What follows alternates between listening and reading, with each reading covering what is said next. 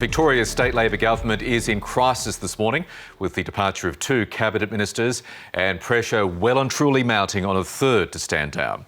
Premier Daniel Andrews moved swiftly yesterday to dismiss a factional power broker after the Nine Network and the Age newspaper aired allegations that Adam Somyurek had been involved in branch stacking. Mr Somyurek strenuously denies the claims but has admitted the authenticity of recordings where he made sexist and disparaging remarks about colleagues. A second cabinet minister, Robin Scott, resigned last night, and there's pressure this morning on another of Mr Somyurek's factional allies, Marlene Carruthers, to step aside. The ALP's national executive will meet this afternoon to consider what action needs to be taken at its troubled Victorian branch. Let's get more from our Melbourne reporter, Steph Ferrier. And Stephanie Dalzell joins us from Canberra. Steph Ferrier, to you first. It's going to be a big day in Melbourne.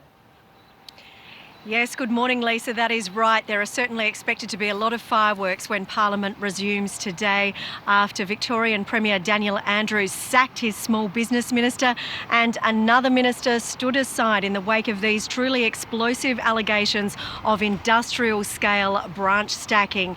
Now, the Premier is truly in damage control mode here after he was forced to dismiss his small business minister and factional power broker Adam Somyurek in the wake of these allegations, as well as secret phone recordings in which Mr Somyurek used some really vile language and made quite derogatory remarks about his colleagues. Now, Mr Somyurek has vehemently denied these branch stacking allegations and says he also wants police to investigate exactly how his private phone conversations became recorded as well as made public. Now, as you mentioned, this has also led to another minister stepping aside, the Assistant Treasurer, Robin Scott. He has also denied branch stacking allegations and says he looks forward to clearing his name, but says he does not want to be a distraction to the Victorian Labor government.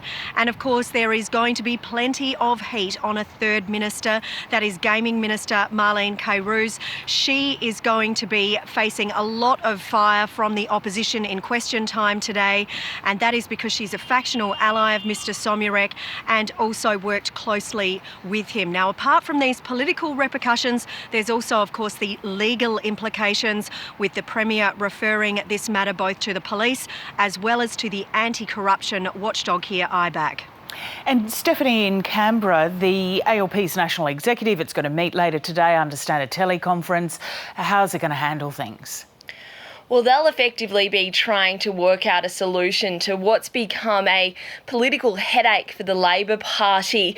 Federal Labor politicians have expressed concern about how much damage this has caused the ALP, and some are calling for widespread intervention into the Victorian branch of the Labor Party. Former Labor leader and Victorian MP Bill Shorten had a lot to say about this this morning and didn't hold back, saying no wonder Australians are disillusioned about the state of politics. Take a listen.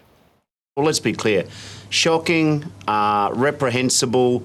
I just feel for the millions of people who vote Labor and they just say, what's going on? I feel for Daniel Andrews.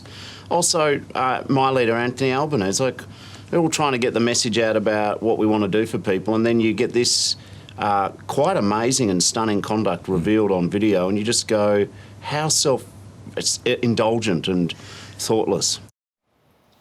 The federal Labor leader Anthony Albanese has vowed to properly examine the Victorian branch of the Labor Party, but exactly what that will look like is still being worked out and negotiations are underway. 2 names that have been floated to potentially lead the review include the former federal deputy leader Jenny Macklin and also the former Victorian Premier Steve Bracks. All right, thank you, Steph Dalzell and Steph Ferrier.